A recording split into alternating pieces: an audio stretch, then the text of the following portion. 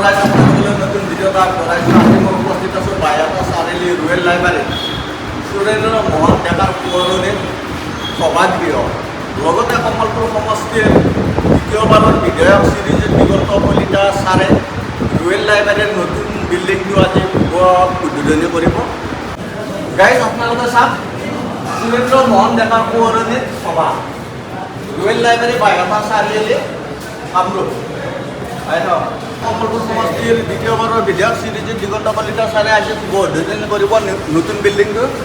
বৰ্তমান এতিয়া মানে ভিতৰত যোৱা নাই, আমাৰ ছাৰ বহি আছে, ধুনীয়াকৈ সজাই পৰাই ৰাখিছে। আৰু লগতে এইখন চাপ, এইখন ধুনীয়া কৰি বগান আমাৰ ছাৰক মানে সম্বৰ্ধনা জনাবৰ কাৰণে এইখিনি বস্তু ৰেডি কৰি ৰাখিছে। কি সুন্দৰ কৰি আমাৰ মৰমত দাদাহঁতে মানে সজাই পৰাই ৰাখিছে। চাগে ধুনীয়া কৰি চাওক, ইমান ভাল লগা পৰিৱেশ আজি। ছাৰ নমস্কাৰ। ছাৰ আজি বাইহাটা চাৰিআলি ৰুৰেল লাইব্ৰেৰীত কিহৰ অনুষ্ঠান আছে? আজি বাইহাটা ৰুৰেল লাইব্ৰেৰীত স্বৰ্গীয় সুৰেন ডেকাৰ সভাপতি প্ৰচাৰ নিৰ্মাণ কৰা হ'ব। তাৰে শুভাৰম্ভৰ কাৰণে ইয়াত উপস্থিত হৈছে সন্মানীয় মেলেৰামতে আহিব আৰু তেওঁৰ পৰিয়ালবৰ্গ ইয়াত ইতিমধ্যে উপস্থিত হৈছে। ঠিক আছে ছাৰ, ধন্যবাদ।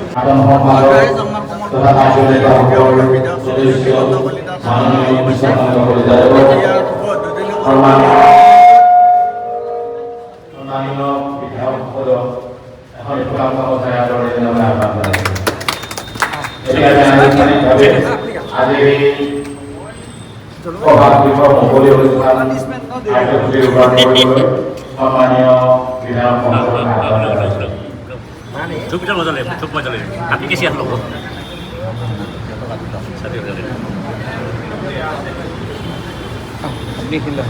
Kita dorong, kita dorong.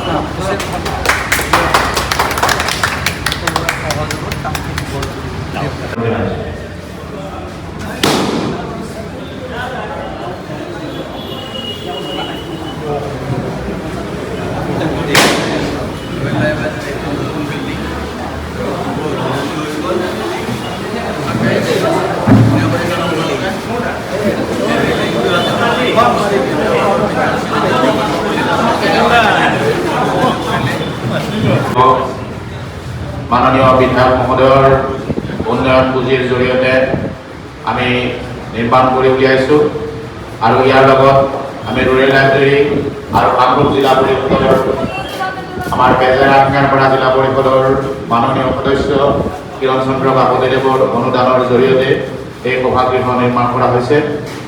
ইতিমধ্যে সন্মানীয় বিধায়ক মহোদয়ে ইয়াৰ দুৱাৰ মুকলি কৰিছে। আমি আনুষ্ঠানিকভাৱে সভাৰ কাৰ্যসূচী আৰম্ভ কৰিবলৈ আগবাঢ়িছোঁ আৰু ৰুৰেল লাইব্ৰেৰীৰ সন্মানীয় সভাপতি বিপিন চন্দ্ৰ ডেকাদেৱক আসন গ্ৰহণ কৰিবলৈ মই অনুৰোধ জনাইছোঁ।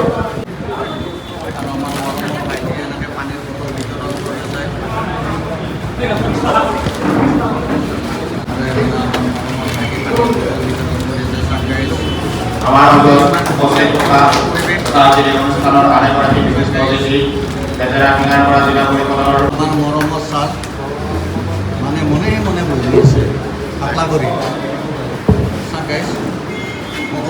যিগৰাকী ব্যক্তিৰ ঐকান্তিক প্ৰচেষ্টাত ৰুৰেল লাইব্ৰেৰীয়ে এই ভূমিকা কৰিছিল। আগতলা গাঁও পঞ্চায়তৰ প্ৰাক্তন সভাপতি প্ৰয়াত সুৰেন্দ্ৰ মোহন ডেকাৰে আৰু ৰুৰেল লাইব্ৰেৰী তেখেতৰ প্ৰতি কৃতজ্ঞতা জনাই এই সভাগৃহটি আমি সুৰেন্দ্ৰ মোহন ডেকাৰ নামেৰে নামকৰণ কৰা হৈছে।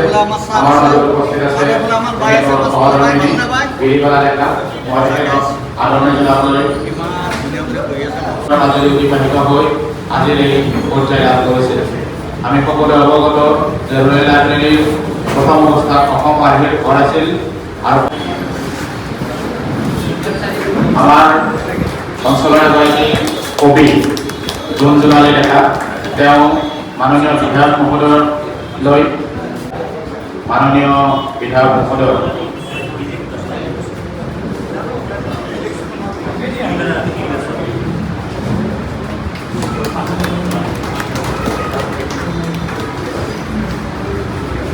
পাঠ কৰি দিব বিচাৰিছোঁ। দিগন্ত পোহৰ, কৰ্মই তাৰ পৰিচয়, হৃদয়ত জনতাৰ খেতি, কমলপুৰৰ প্ৰতিটো কোণত প্ৰকাশ।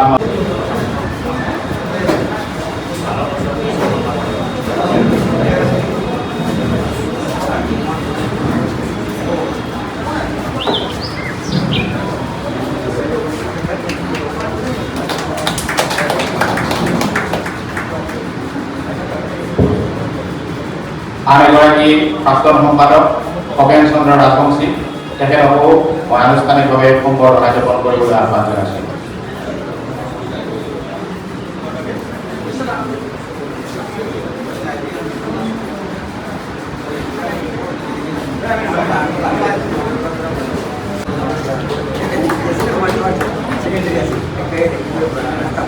আন এগৰাকী প্ৰাক্তন সম্পাদক প্ৰফুল্ল কুমাৰ ডেকাদেৱক আনুষ্ঠানিকভাৱে সম্বৰ্ধনা জ্ঞাপন কৰিবলৈ আহ্বান।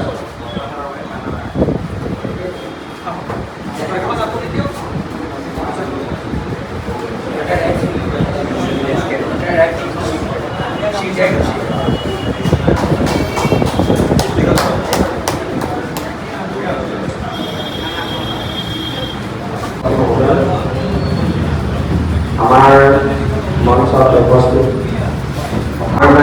উপস্থিত আছে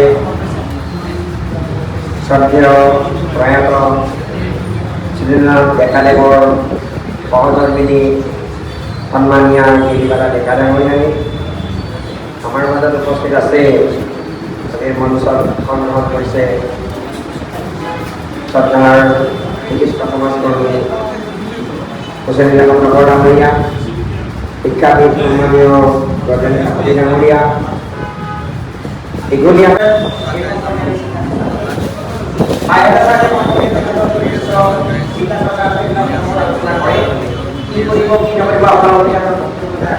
ৰুৰেল লাইব্ৰেৰী মান্যৱৰ আন্তৰিক শুভেচ্ছা গ্ৰহণ কৰিব। ৰুৰেল লাইব্ৰেৰী বৃহত্তৰ উত্তৰ কামৰূপ অঞ্চলৰ অন্যতম প্ৰধান অনুষ্ঠান। 1966 চনত সেই সময়ত দূৰদৰ্শী সমাজ হিতৈষী ব্যক্তিসকলৰ সুচিন্তা আৰু ভৱিষ্যদৰ্শী দৃষ্টিৰে বাইহাটা চাৰিআলিৰ মাজমজিয়াত ৰুৰেল লাইব্ৰেৰী নামটি এক অনুষ্ঠানৰ জন্ম দিছিল। আজি সেই অনুষ্ঠানটিয়ে ইয়াৰ নেতৃত্ব বহন কৰা লোকসকলৰ ঐকান্তিক প্ৰচেষ্টাৰ ফলত আজি সেই ৰূপ লাভ কৰিবলৈ টিঙাৰপাৰা জিলা পৰিষদৰ সদস্য, মোৰ একান্ত বন্ধু, কলেজৰ সহপাঠী তেওঁজনক কাকতীয়া কৰিয়া চৈতন্যখন দেখা সভাগৃহৰ তেওঁলোক খবৰ কৰা আছে। তেখেতৰ সহধৰ্মিনী গিৰিবালা ডেকা ডাঙৰীয়ানী, ৰুৰেল লাইব্ৰেৰীৰ প্ৰাক্তন সভাপতি হুছেইন নগৰদেৱ আৰু গজেন্দ্ৰ কাকতি ডাঙৰীয়া, আৰু আজিৰ সভাত সম্বৰ্ধিত ব্যক্তি প্ৰাক্তন সম্পাদক প্ৰফুল্ল কুমাৰ ডেকা আৰু খগেন ডাঙৰীয়া। আৰম্ভণিতে মই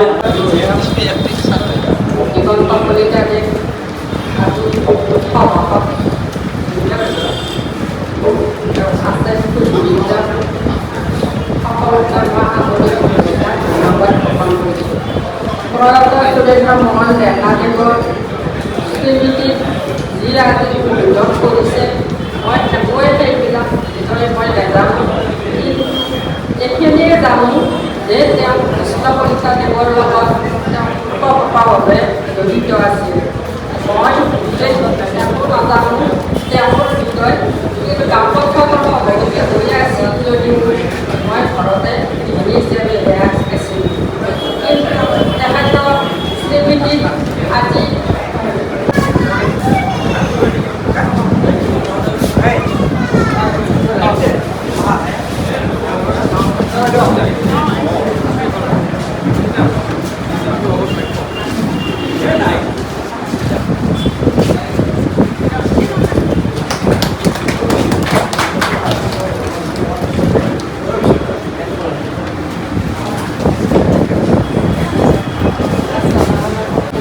ৰুৰেল লাইব্ৰেৰীৰ আজি সভাপতিত্ব অনুষ্ঠানত উপস্থিত থকা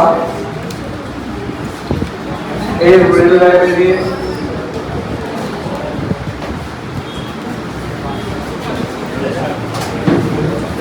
সম্পাদক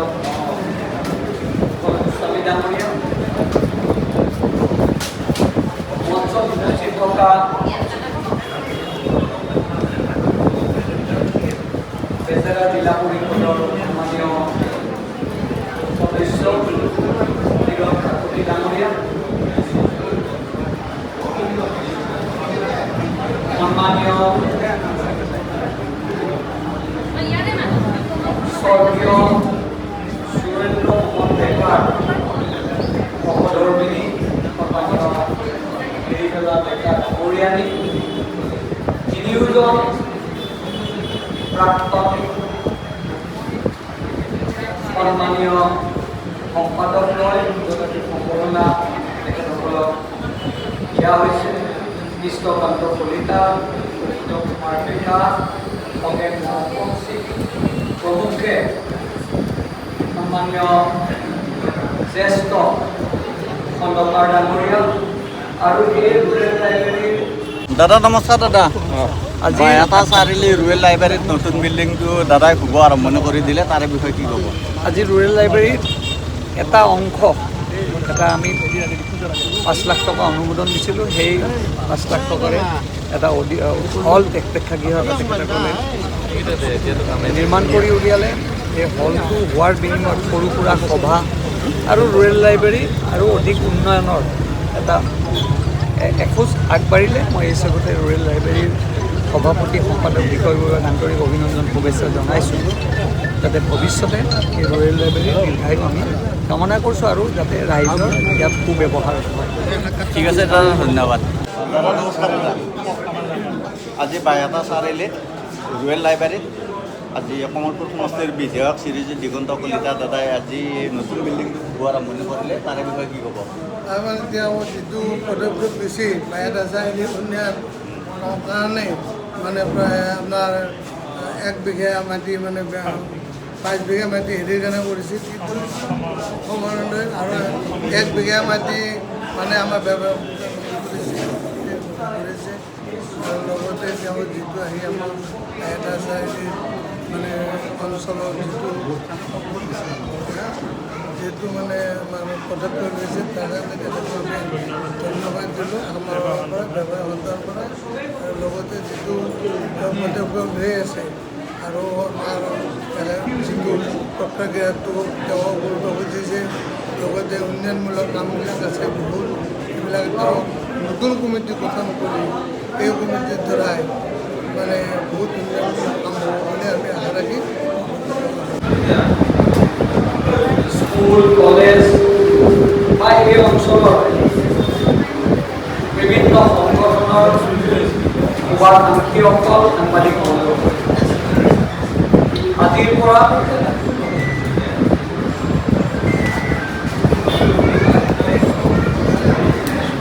1998 চনত এই ৰুৰেল লাইব্ৰেৰীৰ জন্ম হৈছে।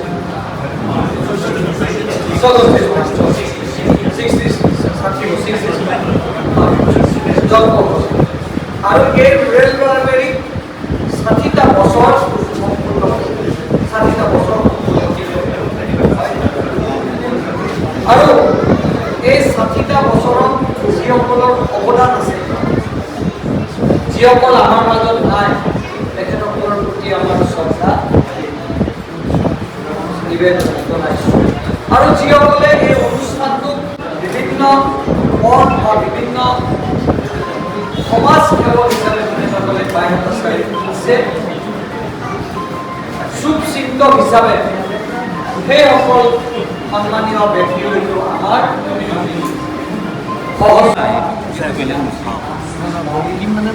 তেখেতক বিশেষভাৱে ধন্যবাদ জনাব লাগিব, যিহেতু আজি তেখেতৰ নামকৰণে এই সভাটো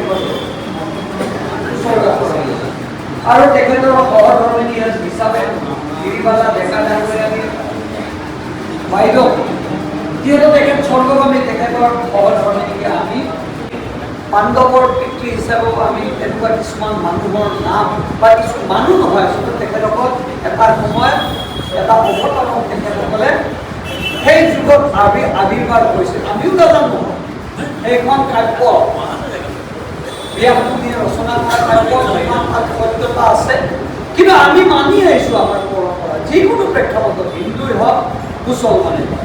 হিন্দুৰ ক্ষেত্ৰত এইটো, মুছলমানৰ ক্ষেত্ৰত তেখেতসকলে হজৰ মহম্মদক মানিছে। তাৰপিছত তেখেতসকলে তেখেতৰ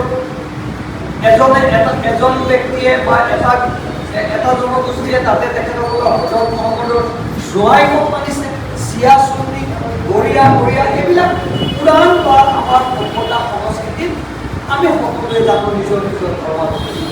যিহেতু মই হিন্দু পৰিয়ালৰ পৰা জন্মগ্ৰহণ কৰা, মই হিন্দু সভ্যতাৰ কথা, কোনোবা মুছলমান পৰিয়ালৰ পৰা জন্ম হৈছে মুছলমানৰ সভ্যতা সংস্কৃতিৰ কথা। কিন্তু সমুদায় যদি চাবলৈ যায়, জ্যেষ্ঠসকলক আমাৰ দেশত জনকল্যাণ আঁচনিসমূহৰ সফলতাৰ সফল ৰূপায়ণ কৰাৰ ক্ষেত্ৰত লোকপিয়ল দাখিল লোকপিয়লত পঞ্জীয়ন কৰাটো আমাৰ সকলোৰে ৰাষ্ট্ৰীয় দায়িত্ব। ৰাইজৰ স্বগণনাৰ মাধ্যমেৰে লোকপিয়লৰ 2027 চনত পঞ্জীয়নৰ